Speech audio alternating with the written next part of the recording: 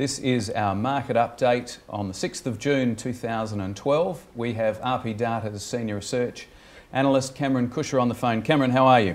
I'm well, thanks, Tim. How are you? Good, thank you. Now, just to get things underway, your take on yesterday's interest rate decisions? Yeah, I think most people were probably expecting it. Obviously, through last month, what we found was, outside of Adelaide in particular, there wasn't much of an impact from the 50 basis point cut, and we've seen that the economy was generally fairly weak again last month, so not really surprised that we got a 25 basis point cut. I thought it was going to happen, but I felt maybe the RBA might hold off and give themselves a little bit more time, but wasn't to be. It should certainly help the housing market somewhat, maybe see a little bit more activity and interest from buyers, given that obviously servicing the mortgage is now even going to be more, cheaper than it was last month.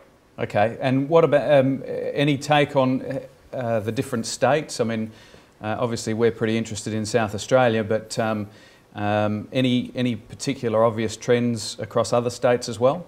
Yeah, so I'll kind of talk about the other states, and obviously then we can drill down into South Australia and Adelaide. But what you're finding is obviously Melbourne is weakening quite quickly.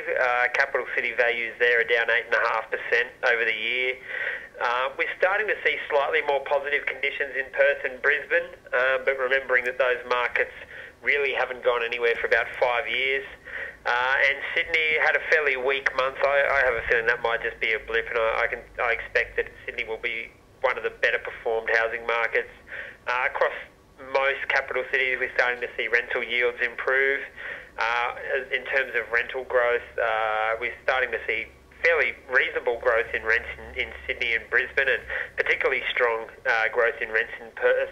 On the other hand, Melbourne and Adelaide aren't having the same rental growth pressures as we're seeing in those markets. And Cameron, what are you seeing is going on with auctions at the moment? Yeah, well, the auction market in Adelaide is obviously a fairly small overall portion of the market, and typically you're seeing auction clearance rates in Adelaide this year sit between about 35 and 45%. So it's slightly higher than what we were seeing over the second half of last year, which indicates to me that the market is performing a little bit better now than it was at the same time last year.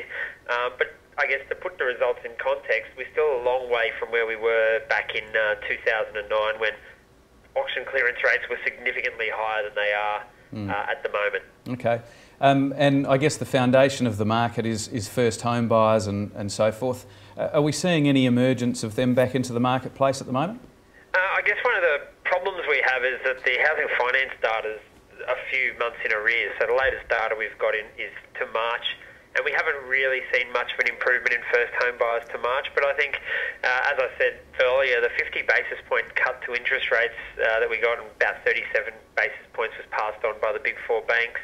The further 25 basis point cut we got this month may start to be enough to encourage some first home buyers back into the market. Obviously, if it's only going to cost you a little bit more to buy than rent, I think a lot of people will start doing those sums and start potentially thinking about buying rather than renting. And Cameron, given we've had a couple of rate cuts in the last couple of months, what do you think the chances are for more Reserve Bank rate cuts in the next couple of months? Well, we got the GDP data out today, and it actually looked fairly positive over the March quarter. So, maybe the RBA is second guessing that cut that we got yesterday, given that the data we've seen now. But obviously, the GDP data is backward looking and only takes into account the March quarter. But I think we probably will get some further rate cuts, especially if the Eurozone can't sort itself out. The GDP data also showed that over the last 2 quarters there's been a big fall in the terms of trade index, which suggests that could be a bit of a weakening in the mining and resources sector. And if that does obviously come to fruition, you'd expect that there would be some more rate cuts to try and stimulate a bit of activity out there in the economy. Interesting. And I guess finally, a comment on stock levels at the moment and what you expect of the market over the next couple of months, perhaps.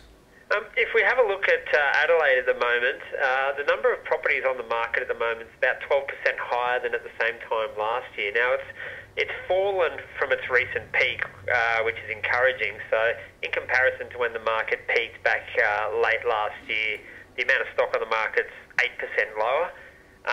But on a historical basis, you're still seeing a fairly high volume of stock out there available for sale. So that's I guess the big thing that we think will hold back any significant growth in the marketplace.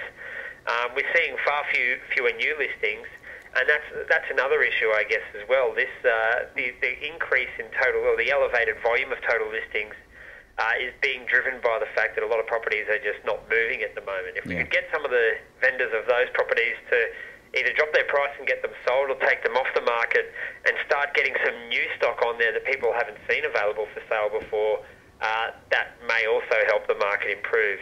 Overall, I think it's going to be pretty much more of the same, fairly broadly. I think you won't continue to see those 1.2% increases in Adelaide home values each month. I think Adelaide will probably track fairly closely to what the national market's doing. I think that'll be fairly flat overall to maybe slightly falling in values over the coming months. Well, brilliant as always. Thank you very much, Cameron. And that wraps up our weekly market update.